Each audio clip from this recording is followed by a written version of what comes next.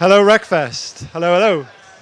Welcome to the tech hiring stage sponsored by hackajob. For those of you who've been with us earlier in the day, welcome back. For those that are dropping in for the first time, welcome. We've got a great talk lined up for you now. Beyond perm, contractor hiring in 2025 is a hot topic, right? We've got a tech workforce whereby 50% of them are open to freelance, gig, or contingency hiring. But it's a topic that typically sits outside of the normal TA discussion. We've got two gentlemen here who are going to fill in all the gaps around contractor hiring in 2025 and tell you how you can own that discussion in order to future-proof your team. So please welcome to the stage Luke Coleman, Head of Hackajob On Demand with Hackajob, and Samuel Oren, Global Director of Business Development at Worksome. Gents. Woo! It's on, is it? Can everybody hear? Yeah? Yeah? Great. Yep.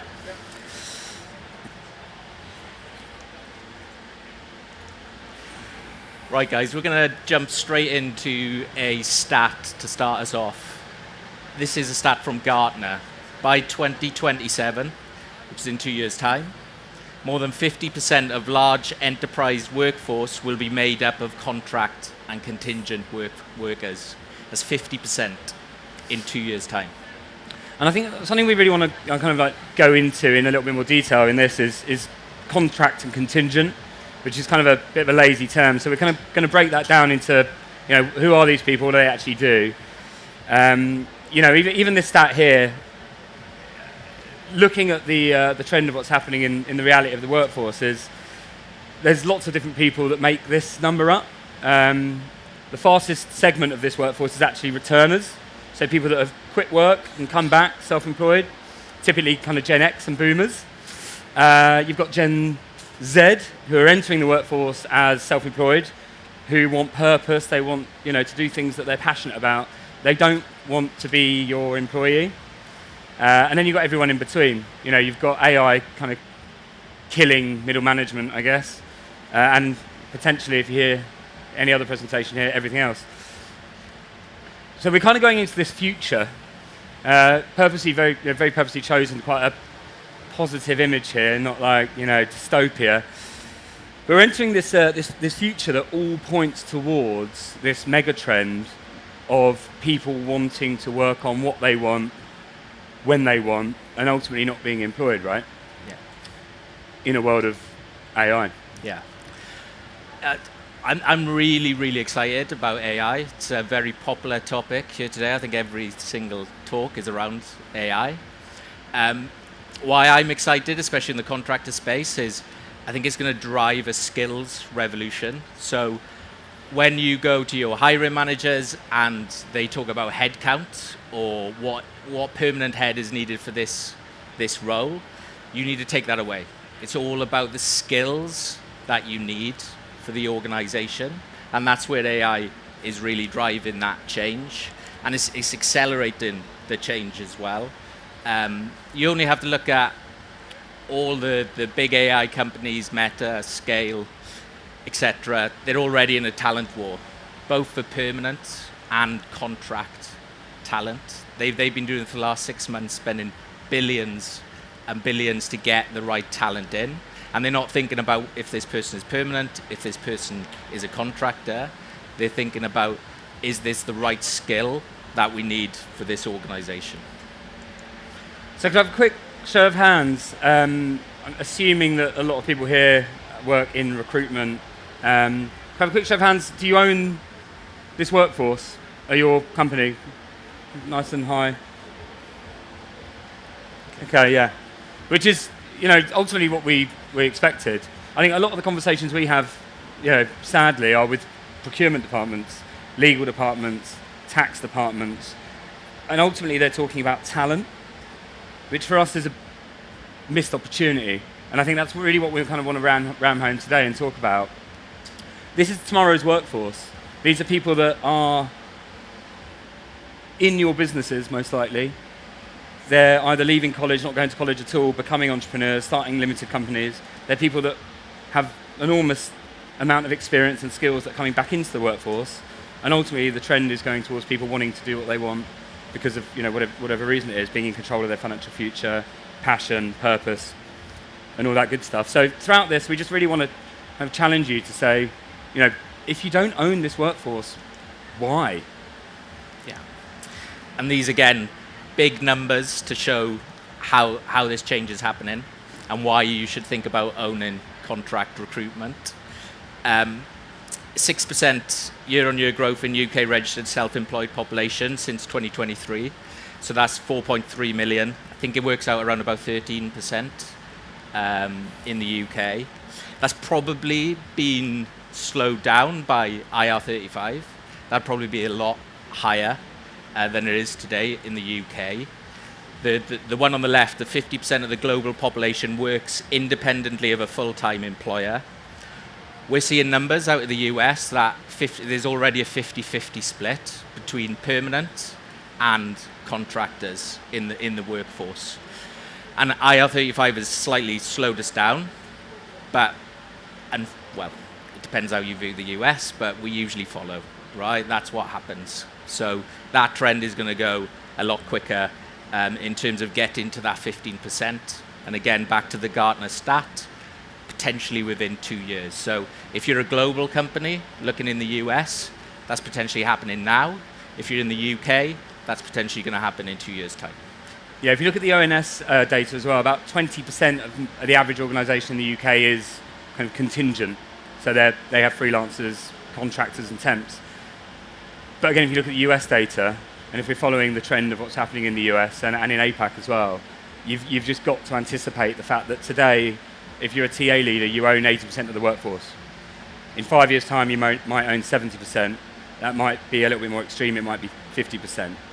So you're owning 50% of the talent. You're going after 50% of the talent pool.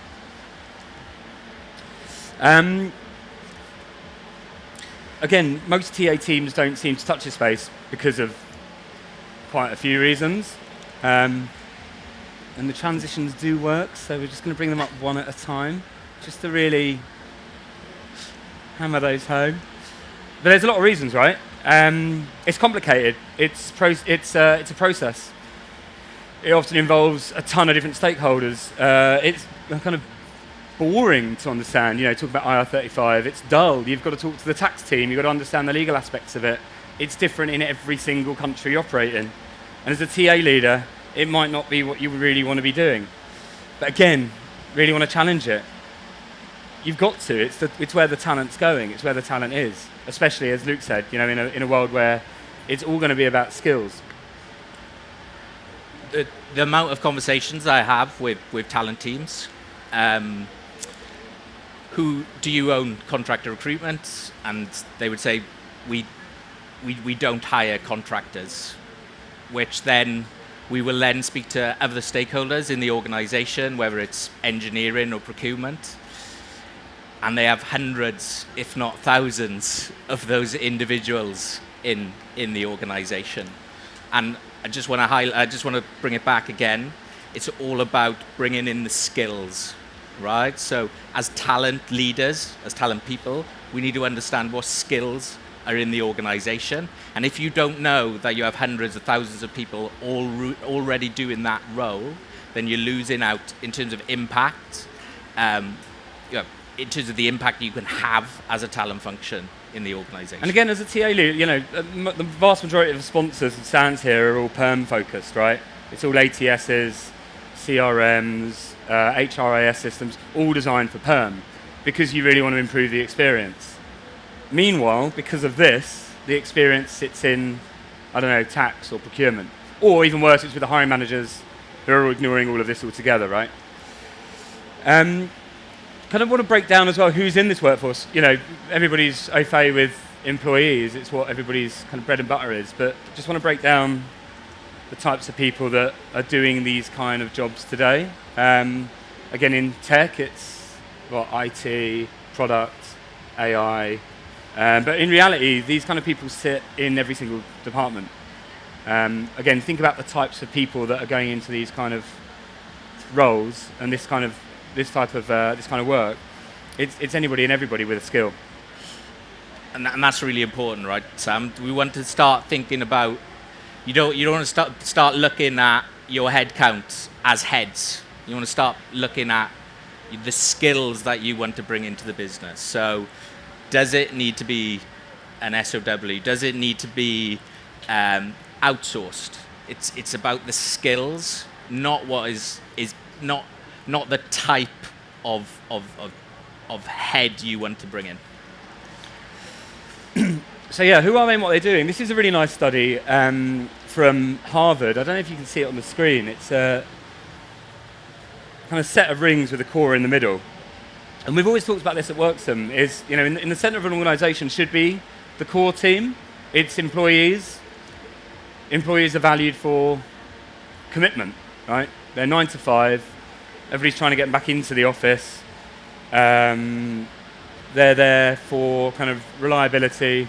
They're there under supervision. They're under direction, and you control them, right? On the fringes of this, you've got temps, which again, anyone that's worked in recruitment long enough will know where you get temps on. They're there to largely kind of plug gaps. And on the other side, you've got outsourcing.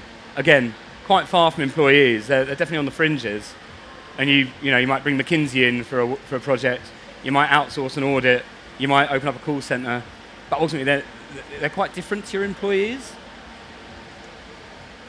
Nope.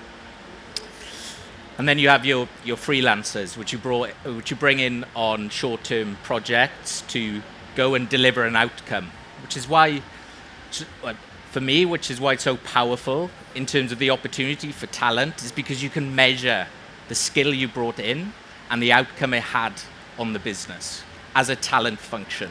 So if you say, we brought this skill in, it led to this being built, which led to X, Y, Z, and it generated this revenue. It's pretty hard sometimes to have those numbers to hand as a talent function to say this skill led to this. So that's why freelancers are hugely powerful as a tool for you to use. Secondly, they bring speed, innovation, a mindset of delivery.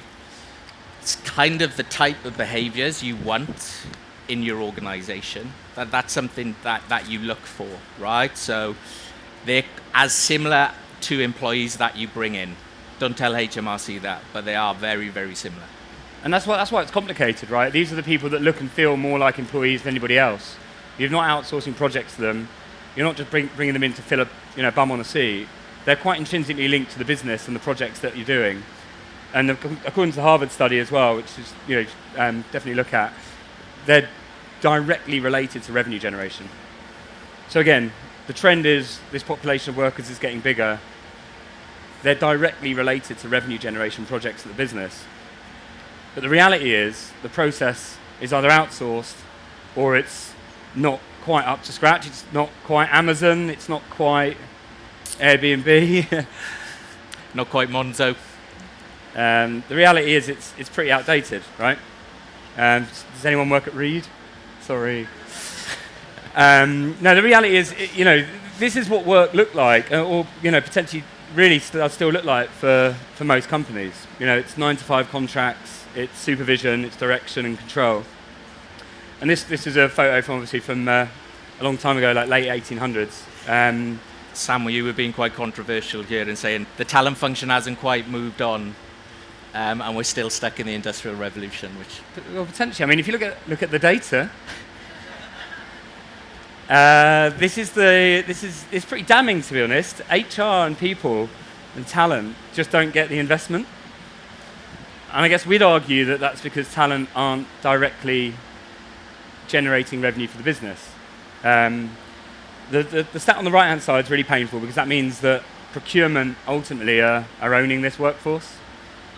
And procurement see cost savings, they see compliance, but ultimately they're not there for the talent experience. People are your greatest strength, apparently, but 0.74% of your budget is being able to be spent, which is pretty scary, right? And sorry, if we go back to the... and one thing I just wanted to highlight is the 3% of boardrooms in companies in UK FTSE 100 have chief people or chief talent officers, which again is horrific. But if you think that in 2 years' time, or by 2030, 50% of your workforce, you're not going to own. So if you're not going to own 50% of your workforce, that number isn't going to go up. It's going to go down. So we're kind of putting to the audience here, you know, what if you could turn up to the boardroom and present this, which is what you do, I assume, for perm, but for the contingent workforce. The people that come in and out, work on revenue generating projects, sit right next to employees and get shit done. This isn't outsourcing, this isn't bums on seats. And actually demonstrate cost savings like procurement are. You know, this number here is actually, you know, this is real data from a client. This is a client building a freelance talent pool. TA own it, but they allow the business to go and find the freelancers. They support, they don't take control of it and put their arms around it. But ultimately, they're building the talent pool so that the business can go and find their own talent, redeploy talent, but ultimately, crucially, reduce agency reliance. And then in terms of the operational efficiencies, so you get create through automation, AI-assisted admin, and it's saving 8,600 hours in terms of full-time, in terms of bringing it off. I haven't said that very well, I apologize. But I think if you're able to increase the productivity of your workforce, then again, you come into the boardroom with those numbers, and again, that comes down to the skill that you brought into the organization. You brought in that skill that led to this number, and that is gonna put you in those board conversations, and that's gonna be the numbers that the boardroom are gonna want to hear. And ultimately, again, by taking the process away from maybe procurement, because it's not a talent experience. The next data point is productivity. So, you know, again, procurement experience, trying to bring in these workers who aren't employees. If you simplify the processes, if you actually understand IR35 or tax law in Poland or wherever it is you're finding these contractors, truly understand it, simplify the process so that you can own it and make it a talent experience, not a procurement experience. Yeah, just on the onboarding side, Sam, obviously we work closely together in terms of you, Worksome, enabling us to hire inside or outside IR35 or W2 1099 within the US. Most companies just put a blanket ban on that talent, right? So they say we can't hire outside IR35, or we can't hire W2 contractors, which is more prevalent in the US because of healthcare, et cetera. So you're taking off a huge opportunity in terms of the skills you can access, because fundamentally you're just not doing compliance well. So IR35 to me is challenging, but it's also an opportunity for you to own the compliance part, to say, actually, we have a way of being able to do X, Y, Z. We have a way of being able to bring outside inside, because procurement will, and again, if you're in procurement, sorry, you will probably say no. And that's where the big number at the on the far right comes from. That's the saving that procurement can't make, because they're making changes, or they're making decisions on policy around freelancers that don't enable you to A, find the talent, but also they have to up their rate. They don't want to be on payroll, they're self-employed. And if you're only blanketing inside IR35, an umbrella, or only working with, you know, a consultancy, I won't name a consultancy, there might be somebody from consultancy here. But again, ultimately, there's cost savings. And they're cost savings that TA can actually hang your hat on, rather than, well, procurement aren't making the savings, so they don't understand the problem. It's just jumping on that as well, Sam. It's such a competitor advantage just to understand how compliance works. If you switch on the ability to hire both inside and outside IR35, the skills you're able to bring into the organization will just increase tenfold. And again, if you bring the right skills, you get the right impact, you get the right delivery, and then you can track that. Yeah, totally. I mean, like, again, base level, you know, this is the kind of a litmus test of it, really. The base level is this, and that's what most organizations are set up to do. Are we compliant? Are we controlling costs? this is going into what you should be thinking about, right? Can we find the skills that matter? Can we find the skills that matter in a matter of hours? I kind of challenge that a bit as well, right? Because if in 2 years' time 50% of your workforce is going to be contract, contingency, etc., you have to have a real big focus on the quality that you want to bring into your organization. And you can do that quickly, but you can really, really drive efficiencies in terms of the types of contractors you bring in, how you test it, and fundamentally you need to understand the skills that are in your organization to be able to bring that to light. Yeah, and again, ultimately, this is what TA can do that procurement can't. Understanding what demands coming in for the talent and being able to make a decision to say, well, this is made for a freelance, so this isn't a permanent employee. Procurement won't think like that, but as a talent acquisition, have quite a unique opportunity to be able to, again, index to the right here and say, well, these projects even got off the ground because of talent, not with us not even really in the picture, right? And I think if you or your team are going into hiring managers conversations or in with your CTO, and I suppose the first conversation is, oh, what's the hiring plan this year? Like, rather than what skills do we think are fundamentally missing within the engineering team? And then if you map that out, if you map the skills that are fundamentally missing and say into the CTO, okay, this is how we're going to solve that skills shortage. And there's loads of different options that you're able to do that with. If you have that conversation with your CTO, then that's making your stakeholder engagement, it's taking it to another level. And again, there's a good chance that the CTO knows people, right? They're using their networks. These self-employed people, generally, as we said, are either new entrants to the workforce or they're returners. Or they've been laid off and they were part of your workforce previously or part of somebody else's workforce. So this whole self-employed movement is people who want to work for you on those projects. At the moment, they just don't have access. So you can't get to this far right-hand side of the test. So again, kind of just to finish off here, we want to ask the question: how do we deliver this as TA? Because again, in the vast majority of our conversations, TA aren't part of the conversation initially, at least. Yeah. And so we want to give you guys some kind of takeaways. And on that, Sam, like AI gives you a huge opportunity to be more strategic in your role because it solves so many problems in terms of automation. It gives you so much time. So if you have that time to be more strategic, then you can get into the weeds to understand what the processes are, what our systems we're using, what is the experience, and what is the business outcome as well. Yeah, and again, think back to that analogy of what's the experience. Is it Monzo, Airbnb, Amazon, or is it a kind of clunky 90s SAP system? And again, if that experience isn't up to scratch, you're ultimately making these self-employed people who have apps for accounting. They're living, breathing, normal people with phones in their pockets. If that experience isn't up to scratch, it's taking 30 days, 45 days to get them on board. They're not going to work for you. Same applies for what the business outcome is. If you're talking to the business, they're not able to do that because the process is owned by somebody else. Own it. Own it. I think if you don't own it now or start to think about how you potentially could own it, it's going to be too late in 24 months' time. Thanks so much. Thanks, guys. Should you go that way? Questions? Yeah, this way. Cheers.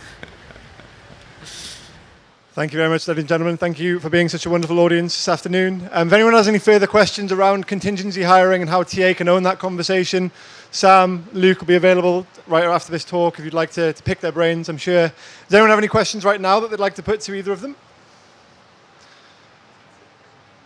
No problem. Well, they'll be around the hackajob stage and the hackajob tent for the rest of the afternoon if anyone does want to pick that up. So thank you so much for popping by. We shall see you again very soon at 2:45 for our next talk.